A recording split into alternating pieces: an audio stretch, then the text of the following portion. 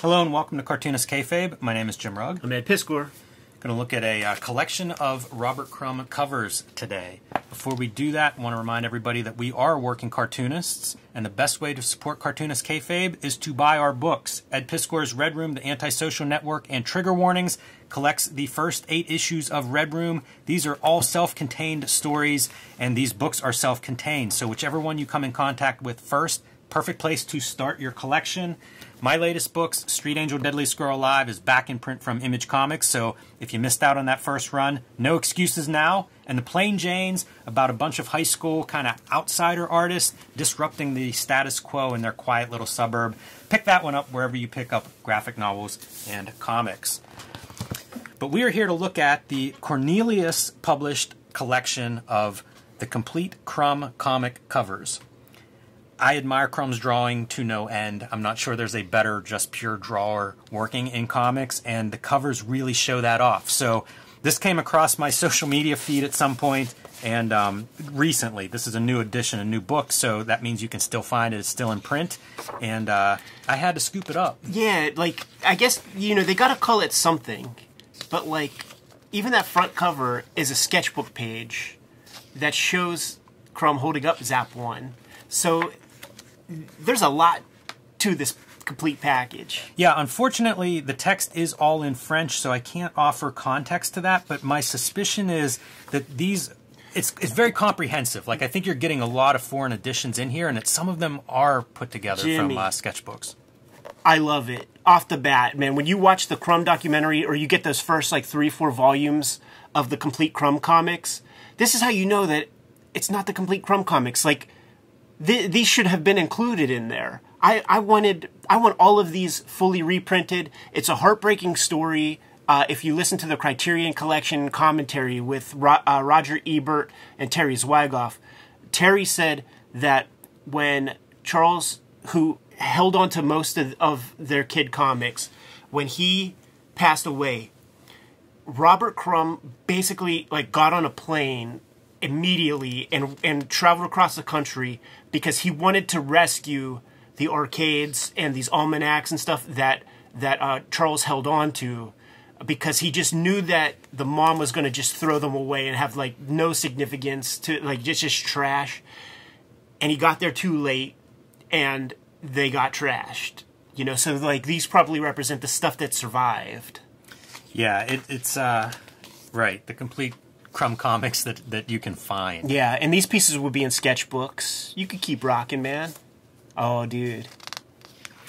Yeah, it's really an astounding collection. Yes. And one that will be probably exhausted by the time we reach the end of. Sure, like we saw, those were like the free weeklies, like even before Zap and things.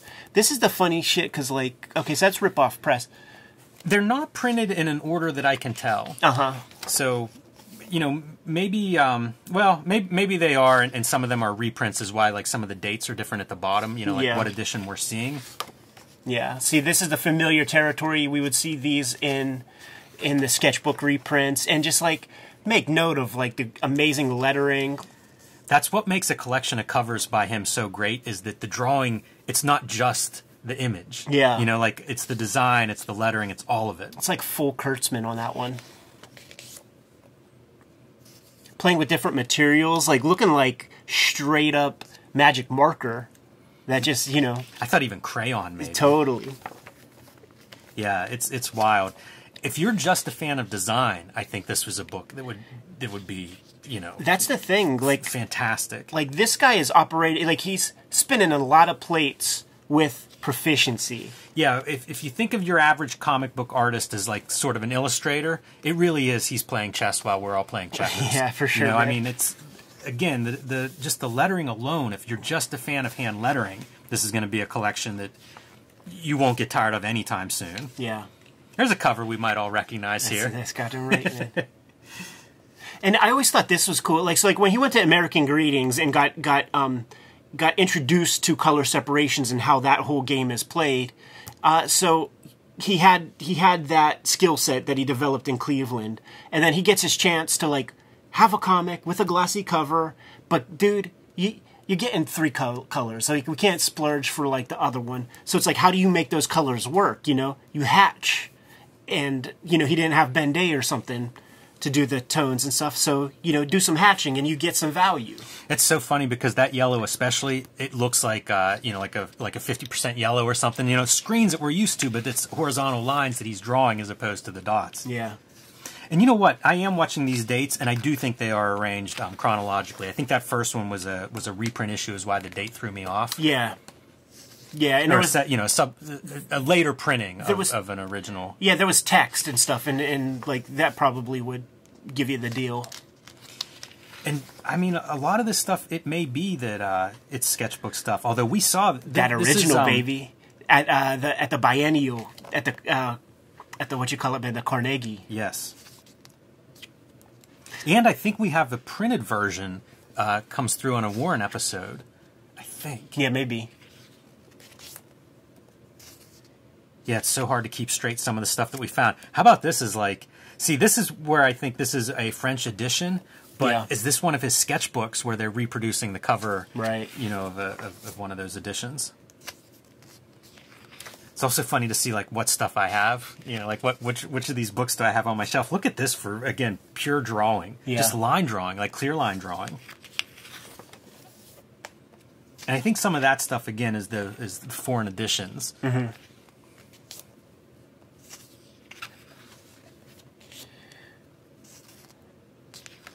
Making use of that 2-color, more sketchbook materials. This is so great because like it was one of the 2-man comics that he did with Charles, and some of the coffee table books, like the R. Crumb coffee table book over there, you could see the Charles stuff, and then he would go on and do like fully finished versions. Yeah, and Charles there noted underneath too, so you can see the collaboration you're spot on with.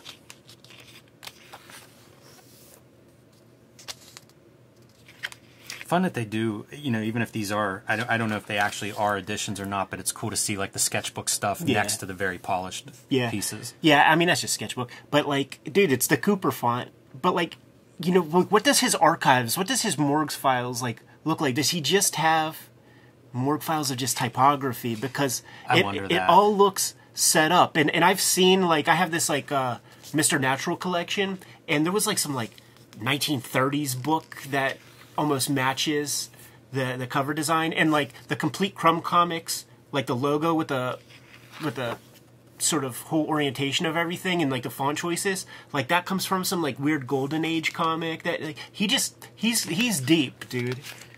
Look at that for like same concept but working it out in very different style and language. Sketchbook joint, and then the blueprints.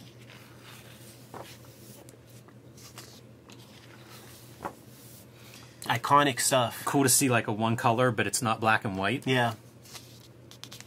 Probably just black ink on the color paper. Yeah, I'm with you on the lettering and what he's drawing from.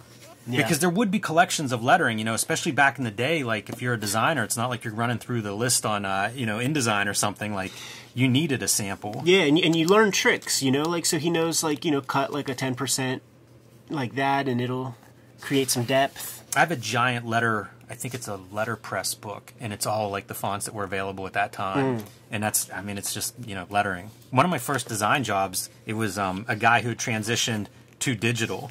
You know, it would have been like a 90s kind of job, and he had printouts of all the fonts in a binder, you know, like he was making his own reference that you could look at.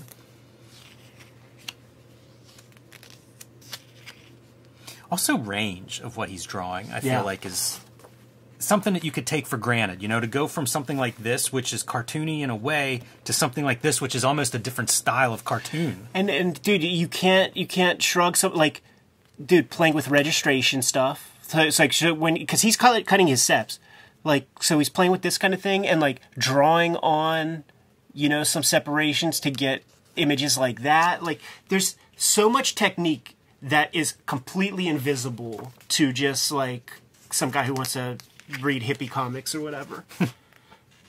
You know, like imagine like the to get that blend of the sky, like that's not trivial.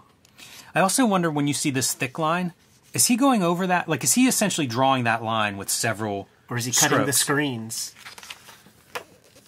You know, because you see that it's part of his language, that thick line. Yeah. But it's so uniform looking. But I don't know what kind of pen. It's like a bigger rapidograph than I have. Yeah, no, he's doubling up. This is another one of those ones where like I seen like the reference for this, and it's some like old ragtime something or other. Yeah, I think that's a big thing. You know, like we all draw from the stuff that we see, and what he's collecting is different than what I'm collecting. Yeah. Love this lettering. Yeah, man. But love almost all the lettering. Really fun cartooning. And this is another one. This is one of my favorite covers of his, where it just, again, is this... Going cubism. Just a different style. Yeah. With a paste up, even, of his face. Pretty bold idea for a logo. Yeah. He was just so in demand. That's something, too, to make note of, like, as you see these years, and something that I think... Again, I don't hear people talk about as much, but like any of these alternative newspapers, I feel like got a cover by him. Yeah. You know, it was almost like spreading this style, like Johnny Appleseed planting cherry trees or something. When I was in Japan, I saw a Japanese R. Crumb wannabe, dude. Yum Yum book. Yeah, dude. In the sketchbook. Like, that's the one that Dana gets to have. Arcade, the Spiegelman. And Bill Griffith. I remember buying this one as a kid. I don't have that one. This is a great one. This has the best Crumb story ever, man. The one called That's Life, where it follows that blues musician from like the Delta, makes a record, like steps out on his wife, goes through all the stuff that the blues guys go through, and then the end of it is like some old crusty white dudes like going to like black neighborhoods, knocking on doors, like, do you have records for sale? Buys a record, and then it's just like a room full of their homies, like putting on the record, and just like listening to it, just enjoying it. Right. This looks like it might be shot from originals, yeah, because that looks like an uneven, whatever he colored that R. Crumb with. Absolutely. Very, very spotty. I always remember wasn't Rob Liefeld, or Jim Valentina told a story of Rob Liefeld reading that comic in a student and like throwing it across the room. Dude, airbrush. That's the only way you get that. Aileen, rest in peace. Yeah. This is pretty far out. You know, if you only showed me a snippet of that, it's almost Ditko's late era where he's doing like the crazy wordplay as part of the packages graphics and stuff. Painting. And the guy can paint, you know? Pretty iconic. Oh, the American Splendor. Really loose here. Yeah, very bold line. Deadline, like using one kind of pen. Yeah, almost feels like drawn at size. He'll be adventurous, and like the Hup period, which will probably be in here. Like, he's first time ever he starts using brush in the 80s. 25 years after he starts doing his thing. Almost like Crap Hound clip art on the outside. Yeah, totally. He's an early member of the Church of the Subgenius. How beautiful are these? Oh, dude, this issue of Complete Crumb Comics, like, I just would fucking stare at these things, man. Once again, playing around with the separations a little bit more, and those are the thing with the weirdo covers, where he's like hatching the tone. So like he's cutting the seps, but then he's like clipping shit out of there. Yeah, for very value. Informative. The printing on this is really sharp, and you can see it with like those color, that color plaid pattern, and also an airbrush background. So it's what I'm trying to stress is that it's so much more than drawing. Can like look at this, man. Cut with screens. Even cutting into like a pattern on the tie. Yeah. Drawing on drawing. Like I'd love to see the production piece for that. I remember Chicago had some big symposium with all the big cartoonists, and he was up there with Gary Panter. And Gary Panter was talking about how much he loved Off Registration and is making Crumb nuts. Like do you understand the amount of attention and care that I put into my covers to not have it go off registration? And you want that? You're okay with that? What is this? Yeah, that's a what good is question. that sky made out of? Yeah, you don't see the dots? I don't, no. I've never seen that piece before. It's very intricate, too. Like, I would believe that those are cut, But man, that's an intricate pattern if you're going to cut that out. I love the logo on there too. I've never seen either of these pieces. The other thing that I note going through this, and I've purposely not gone through this too much before doing it here, but it's almost like it reminds me of we looked at doujinshi turtles. Yeah. And it was like, look at all the styles. You sort of have this here. Yeah. You know, like there's a template where it's like, oh, I see some Chris Ware there. I see some Charles Burns there. It feels like he's explored so much in terms of drawing, especially in black and white and in logo design, that you see it everywhere. And the weirdo covers, for me, some of my favorite Crumb are these weirdo covers. Took him 18 years to get that at place where he's able to do like his like full ode to Harvey Kurtzman, like Humbug and shit. Look at Yeah, I mean, that's perfect timing, Ed, because Yeah. I feel like you can see some of it there, but that's nuts. I don't even know what's going on there. Yeah, collage. yeah, just a total collage piece. This is another one of my favorites. Iconic. Yeah. I always picture this one in black and white, you know, because of the way those lines are going off. Right. This would be another one I'd love to see the original of, because is he drawing this, and he must be drawing that in white. I think so. I don't know how else you could do it. And go full cubist with the border there, because that's the thing. These borders are all different. Unbelievable. So he's the drawing amount of drawing them in these borders. Yeah, yeah, just a compulsive graphomaniac. Little nod to EC Comics here, talking about doing, you know, different styles. A little bit of him pulling from somewhere else. Like he's got the big thighs, and like look at the little tension of the skin coming through the holes. Like I remember staring at that so much, man, because like that's something that Jaime will do when like Hopi and Maggie are wearing like leggings or whatever, and just seeing that it's Very like well squishy observed. skin.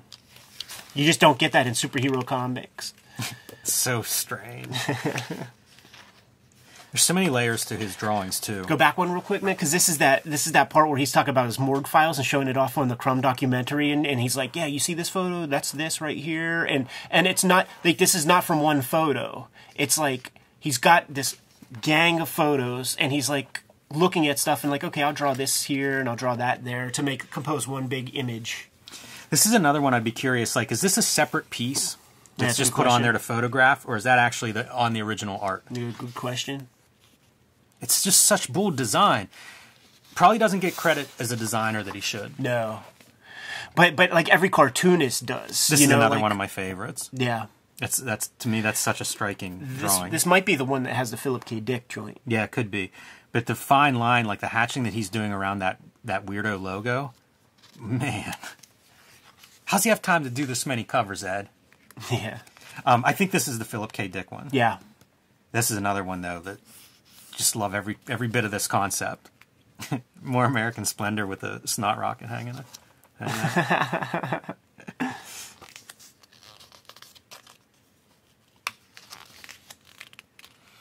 Incredible. Starting to use brush. Yeah. Yeah, getting into the Hup era. Pretty interesting, the idea that he's going to start experimenting with brush. You know, this is the 80s, like he's, you know, decades in. Totally. And it's not a very long period. Yeah, it's not a very long period. I think he's always had like a push-pull with hatching and trying to find better ways. Like, look at the drapery, dude. It all fucking works. There's a logic to it all. The lighting is always accurate. And again, doing stuff, striped shirt on Crumb, plaid skirt, that's done in the color. Yeah. Really like those buildings and logo. This to me feels like a Clausian kind of treatment. Sure, yeah. And then this to me, a lot of rule breaking. You got half your page is just your title lettering in this little tiny image, but boy, that's a good looking cover. Can't complain about the end result. Like that face too. Yeah, that's an unused cover. Oh, really? Yeah, this is the... Ah, interesting. I don't think I've ever seen that weirdo cover. Yeah.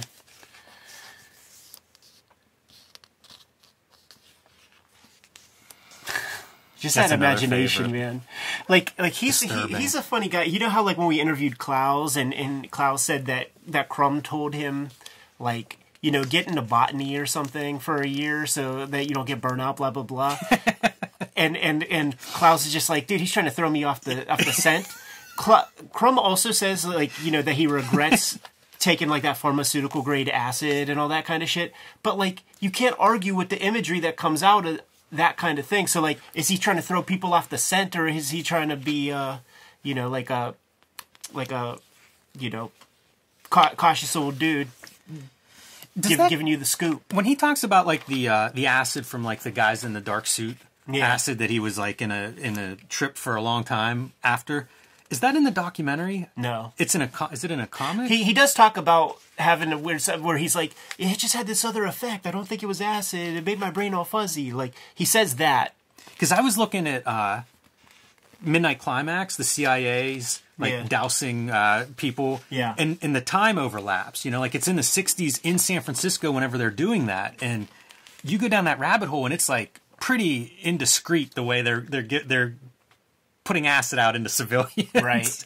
And it always makes me wonder if like they cross paths there. This is a cool one, man, because not only do you have Aileen's contribution, but Sophie has the chops now, and she's popping into the game.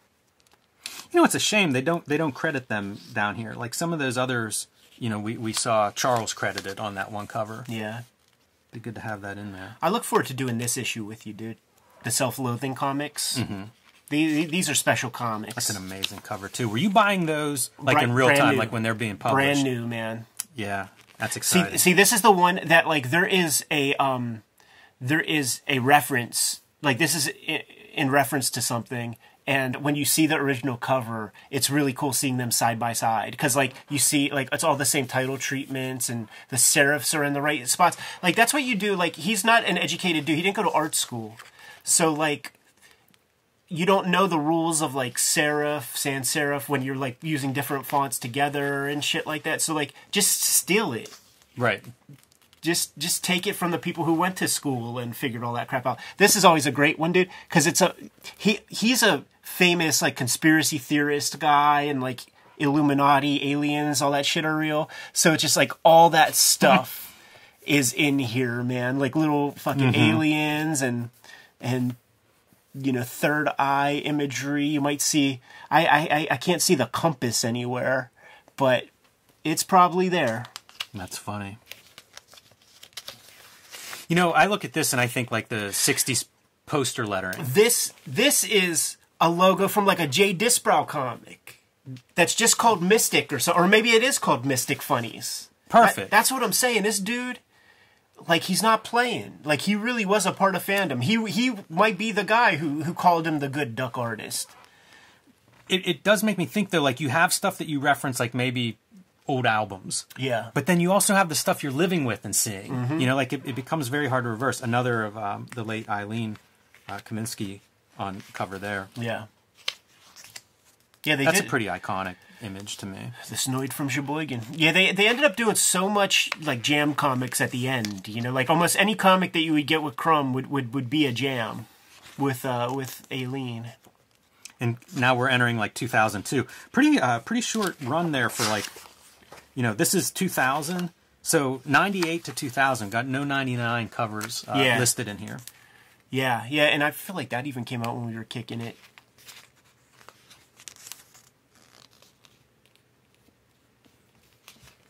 Yeah, it's now 2003. We're getting a few more, but it's very interesting kind of jumping around from 03 to 05. Oh, that's cool. That's an unused one. I've never seen that before.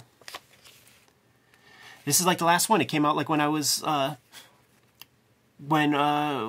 we did our first SPX together. That sounds right. And then this is when I am already hooked up with Harvey P. Carr. Like Ballantine or whatever, man. They put out 2 books. They put out this, which is a collection of like that old Doubleday shit, and they put out American Splendor, Our Movie Year. Like these were side caps. Makes sense. Publisher that's coordinating, whenever there's some press. Yeah. Man, I gave this to my aunt who's religious to read. We never discussed it. He plays it straight up. Sure. Though there is that one guy called Shem, and he can't help but draw Shemp. Whoa, is this unused? I don't know, man. There's It says Fantagraphics? Yeah, it says Fantagraphics. Somebody send us that. Send 2 copies, please. P.O. Box 3076. Yeah, I don't remember seeing that one. The other 2 I would always see. Yeah, see, we're getting into shit I don't know about, man. Yeah, 2016 to 2021, so that seems peculiar.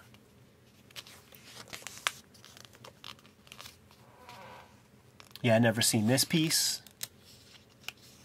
Looks like it might be Sophia's hand there, too. Yeah. Looks like a different hand. And then, of course, the... lots of notes. Unfortunately, I can't read those, but... Suffice it to say, it's all the old sketchbook stuff. You could get those Tashin sketchbooks. I got them all, dude. And talk about a time sink. You got to keep them as far away from your drawing table as possible, because you will lose 3 hours if you pull one of those volumes down. For lettering. Yeah. Yeah, absolutely. But just a great resource. You know, like I would kind of put these in the same camp as that. If you're looking for inspiration or want to break all your pencils, you know, you spend a little bit of time going through here and you'll learn some stuff. How about that? Your drawing will improve. That's the thing. Like, when he does this lettering, you get the sense that he's just doing it all in not something like this. This is more finished, but those sketchbook pages are just sketchbook, like, it's rapidograph drawings, and somehow he has that secondhand. Yeah, little dude. Dell reference there. Because, like, on their little kid comic, they put that Dell on there because just mimicking their whole shit.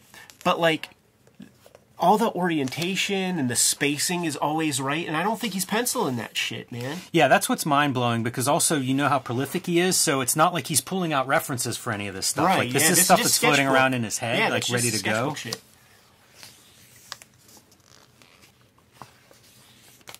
Yeah, the lettering I marvel at. Like, that's probably the thing that I'll come back to again and again.